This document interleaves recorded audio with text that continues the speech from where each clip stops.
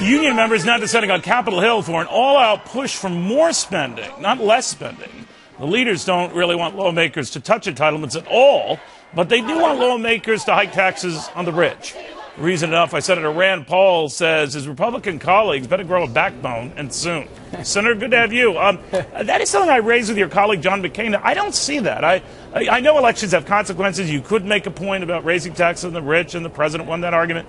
You could argue to what degree, though, but it seems like almost on every single item, Republicans are only negotiating on how much to raise revenues. You know, I made a commitment to the voters of Kentucky that I didn't think raising taxes was a good idea, that we were spending too much, and that we should cut spending.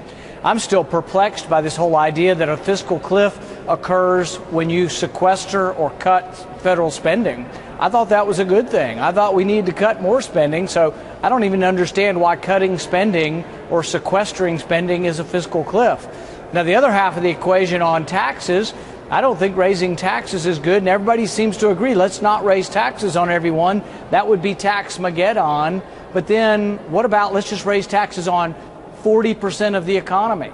That's what we're talking about. It's only 1% of the people, but it's 40% of the nation's income. So what do you think of your colleagues who either don't see that or they're scared stiff after the election and they're reading more into it than maybe is the case, but they seem to be just folding like cheap suits? I think they should be reminded they took a pledge to the voters in their state. They campaigned on it.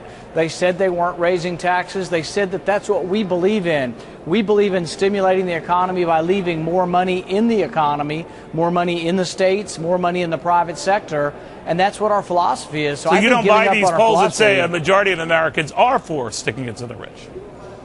Yeah, I think the thing is that if you talk to people and you say, do you understand that your boss employs you and your boss may be richer than you, but if you tax your boss more, that may be less jobs, it may not be your job, but it may be the person trying to get a job who that business doesn't expand because their taxes increase. And so I think people do get that. The president did run on a class warfare, sort of class envy type of argument. But, you know, he only got about 40% of the vote in my state, so my state rejected his message. You know, Senator, the way things stand now, with some of the proposals I've heard, and Senator McCain might be right, you know, it could be a deal in the final hour, a way to avoid this mess. He's kind of split on whether that happens or not, but that most of the stuff I see are concessions on the part of Republicans on revenues, and not just avoiding a rate hike, but they might cede on limiting deductions that might end up costing the rich even more than a rate hike. How do you feel about that? Well, see, I'm kind of out there on a different limb. I think that we should stimulate the economy by lowering taxes. So I'm not even that excited about revenue neutral. I will tolerate revenue neutral, which means lowering rates and giving up deductions, simplifying the tax code. I would tolerate that, but I'm not jumping up and down excited about it because that won't do anything to stimulate the economy. But if you limit the deductions, you leave the rates alone. A lot of Republicans say just leave the rates alone. We'll go with limiting deductions, but there's a number of math models, as you know, Senator, says you actually could leave the rich paying a lot more and others paying a lot more in taxes than if you had just raised their rates. It's harmful to the economy whether you raise rates or limit deductions. It's revenue being taken from the productive sector, the private sector, and given to the non-productive sector, to government. So whether it's closing deductions or raising rates, they're both harmful to the economy. They're both a mistake. If you look back at our history, every time we've lowered rates, we've actually brought in more tax revenue.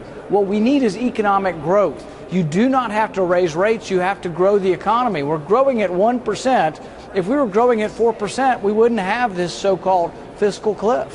What do you think of Grover Norquist and all the heat he's taken? I think Grover Norquist has done a great service to the country in getting so many people to take a pledge, because there is some pressure on these people now to go back on their word. And I think there should be pressure because I think it's the wrong thing to do.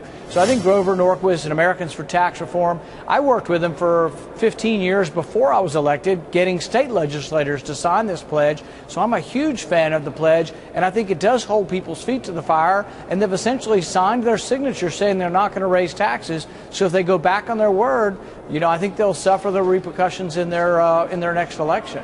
All right, Senator, good seeing you again. Thank you.